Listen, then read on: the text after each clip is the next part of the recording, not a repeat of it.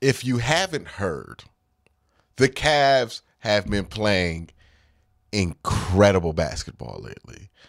Just flat, incredible basketball. They had this stretch, right, where they lost 3 straight, then they won 3 straight, and then they went loss, win, loss, win, loss, win, loss, loss, win, loss, win, loss, win, loss. And some people panicked, right? There was that game in Miami where they lost at the end of it. They felt like that was a loss that really shouldn't have happened for them. And that's been something that you could tell really bugged this team, really bugged them going forward. And I would dare even say change things for this team. Obviously, the inciting incident is going to be called as Dylan Brooks hitting Donovan Mitchell in the no-no area, right? That's what we're going to look at. But it's really been since that Miami game that this team has come out with a different intensity, right? You beat the Memphis Grizzlies 128-113. You beat the Indianapolis Pacers 122-103. You beat the Washington Wizards 114-91. You beat the Detroit Pistons 113-85. You beat the New Orleans Pelicans 118-107. And then today you beat the Chicago Bulls 97-89. Now, this is why it was so important for the Cavs not only to win in this stretch, because let's point out that's Sunday, Monday, two back-to-backs in this week, right? Sunday, Monday, you get a day off Tuesday, Wednesday you working, you got a day off Thursday, back-to-back. That is what they call this game in Chicago is a schedule loss. But since the Cavs blew out everybody this week, while they were very tired coming into this game, it didn't really matter because they had just enough left to beat the Chicago Bulls. And now they go into an interesting stretch where they're 37-22. They are the 4 seed in the East. If they beat San Antonio on Monday, and then they can take a day off, and then they can play the 76ers on ESPN Wednesday. Might have to stream that one live. You know what I mean? That game could determine who gets the 3 seed before the All-Star break. Huge game. Huge game. This is what it's about. I think they were able to get to this length of a win streak, this part, because it wasn't just all one player, man. You go back to that and you'll see the leading scorer, it started out with a couple hot performances from Darius Garland. Then Jared Allen carried you for a couple, was the leading scorer. Same thing with Evan Mobley. And then now you have Donovan Mitchell back to form. Because Donovan wasn't playing well at the beginning of this stretch. Had a bad game against Memphis. Had a bad game against Indy. Honestly, first good game he had in this whole stretch against the Pelicans. When people say this Cavs team is a great team, this is what they mean. When people get excited and maybe get a little carried away with the expectations of this team, this is why. Because this team, this roster, it's fun to watch, but it's very good. It's also very young. But you have a guy in Jared Allen who we take for granted the fact that Jared Allen is not 32 years old. He is a sub 27-year-old player. What does that mean? He's still developing. He's still getting better. He's still adding dimensions to his game defensively and offensively. And the Cavs had 4 pivotal players this year. coming into the season. 4 pivotal young players. 5. I'll say 5 pivotal young players. Evan Mobley, Jared Allen, Darius Garland, Donovan Mitchell, Isaac Okoro happens to be your starting 5. All 5 of those players have gotten significantly better this year. They were already really good. Jared Allen was an all-star. Jared Allen was really good. Jared Allen is wing defending now. He wasn't doing that before.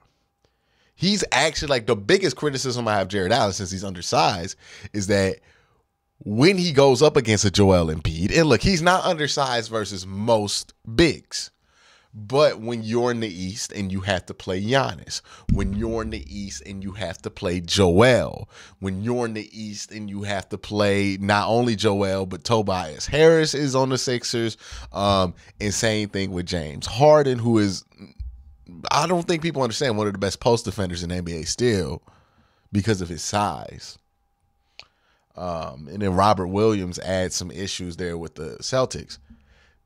But it's mainly Embiid and it's mainly Giannis. They've caused problems. I don't know if they caused the same level of issues with this level of Jared Allen. He had tonight 23 and 10. The night before against New Orleans on national TV, I believe he was also balling. He been balling this whole stretch. 20 and 11. It's gone under the radar how good Jared Allen has been. And it's not a bad thing. Because the reason it's going under the radar how good Jared Allen has been is because Evan Mobley is incredible. He didn't have as strong as a game tonight. He made 2 3-pointers, and them 3-pointers was splatting, dog. Like, those 3, when you watch certain players, you can tell that some guys can get a 3-point shot. It's about them learning their 3-point shot, and there are guys who have no hope. Like, everything I just said I love about Jared Allen. When Jared Allen shoots a 3, he ain't got no hope. You watch Giannis shoot them 3s, it's only going to get but so good. You watch Evan Mobley shoot them 3s, and look, he don't be shooting them at the clip that you want at this point, but I wouldn't be surprised if he becomes a 30% 3-point shooter. Everything's there. He just got to get used to shooting them in the NBA. But Evan, what? 14 and 6 today, not his best performance, but the day before, 28, 13 and 2. 28, 13 and 2. He's putting together a bag offensively. He's understanding things about himself that makes him special.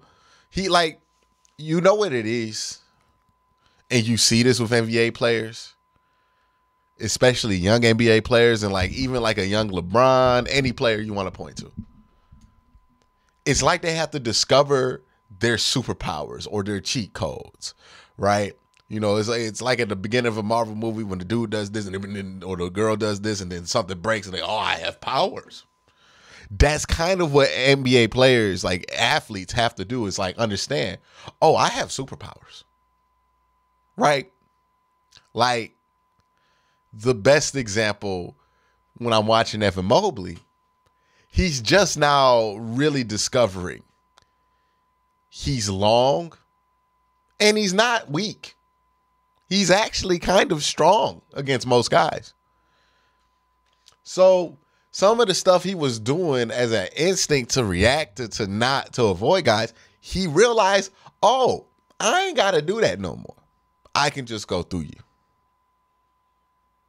Or what I think he's really figured out is, I'm very long. I'm going to just shoot over top of you. You know?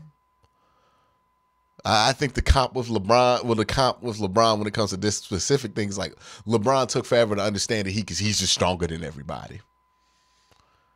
Evan Mobley's starting to figure out, I'm stronger than everybody and I'm longer than everybody. I ain't got to worry about none of that, right? Even with Myles Garrett, right? You can do all 3 sports. Baseball, you got to figure out your fastball and your curveball is really nasty and trusted. In football, Myles Garrett took forever to figure out that he's just more. I still think Myles Garrett figuring out that he got superpowers on there and can't nobody do nothing about him if he chooses to do something. Like he really hasn't figured out now, but I think he has even more to figure out. But this ain't about the Browns. This is about the Cavs. Evan Mobley's putting that together. He's looking like an all-star. Especially I think he had at least 17 the last 4 games before this 14-point game. There were a lot of people got their foot in their mouths about Evan Mobley. Isaac Okoro, he's been really good defensively. He's been good enough offensively. What Isaac Okoro is aggressive. And that's what we need Isaac Okoro to be. Right? If you can't shoot threes, that's cool. Still need you to shoot them. Right? Like, what I like about Isaac Okoro is what I hate about a dude like Ben Simmons. Right? Because you know what? Isaac went through that slump where he couldn't make a goddamn shot, and everybody wanted him to just get off the court, and it was just embarrassing, man. Like, I understood why somebody would fold in that situation. But he just battled through, kept shooting, kept being aggressive. And that's why Isaac Okoro, hilariously enough, I think he averages more points than Ben Simmons. Right, where Ben Simmons, he don't make shots. He gets discouraged. He stops shooting them. He's not mentally strong like Isaac is. Isaac proved a lot this year, man, because he had to go through a lot. And he proved his mental wherewithal for sure. I don't know if he's going to be a long-time a member of this Cavs team, or if he's somebody who's just going to hold it down for this year. But he's going to have a long career. He a dog for real. I just don't know if he fits this team long term. Cavs, good bench score in the last 2 games. Karis LeVert figuring it out. Seems like him not having to worry about trades has really eased him. Jetty was in there with him, and it was Dean Wade against the Pelicans. Against the Bulls today, it was only 5 bench points. So, you do what you got to do. Good defense by the bench, but it wasn't a great bench game. This Cavs team's really good. This Cavs team's really promising. All that being said, we did say this last year. Now, this is a better team than they were last year. They have a better win percentage than they did last year. And they've won more games, quite frankly, right? Right now, the East is just so much better, right? But if we look at the standings, the Cavs are in 4th, 37-22. Hilariously enough, that puts them in 4th place this year. If we go back to last year, at this exact date, February 12th, the Cavs would be, 37-22. They would be the 2 seed, easy. They would clear 2. And they would be like a half a game back from the Heat, from the 1 seed. But they're a better team. They have more wins. If they were at this level, they would be a much better team than they were last year. But that being said, the Cavs had the 4 seed last year at this point. They did not finish. You traded for Donovan Mitchell so you can finish this season. And you trade for Donovan Mitchell so you can finish despite adversity. Right? We can scream and yell about, it was unfair injuries. Stuff happens in the NBA to players all the time. Stuff happens. It is what it is. Things are going to go wrong for your favorite sports teams. They got to find a way to overcome. Your favorite players have got to find a way to overcome. The difference between this year's Cavs team and last year's Cavs team, in my opinion, is it don't matter as much what goes wrong. Perfect example is today. Today, everybody was calling it a scheduled loss, right? You've played 6 games in like 7 nights. You've won all of those games. It would make sense if this team just eased off the gas pedal against a hungry Bulls team that really needed this win in order to stay in the race, playoff race. It would make a ton of sense, man. Couldn't blame you if you dropped this one. Yeah, when nobody cared. And last year's Cavs team would have probably dropped that game. No disrespect to them. This year's Cavs team was like, no, we'll win this game. We'll actually sweep the Bulls all for the whole season. And we are going to keep this up. Different. I know people complain about, like, there have been like 3 or 4 times where this team has had a meltdown in the fourth quarter. I think when you look at the times they've had comebacks in the fourth quarter versus that, it's really a nothing story. Because we're also talking about a team that's 6-0 in overtime. We're also talking about a team that leads the league in 20-plus point blowouts, and that was before they went on that 6-game stretch of 6-game win streak of 10-plus point blowouts. There are some people still worried about that because the Cavs have had a couple of games where they blew one, right? The Clippers, the Utah Jazz game. But those games are vastly outnumbered by the games that they finish. Last year, that wasn't the case. That's the difference. And that has to be the difference for this year. Because you were in this spot. You were the 4 seed, the up-and-coming team, the one team that's in there that everybody's like, hey, we don't know what to do with them, but they're really good. And now you got to finish it. And I think they will. I think they will. I think that this team will be the 3 seed in the playoffs. And if they are the 3 seed, anything can happen. But that's my thoughts. Let me know your thoughts in the comment section down below. Everybody have a great day. Have a good night.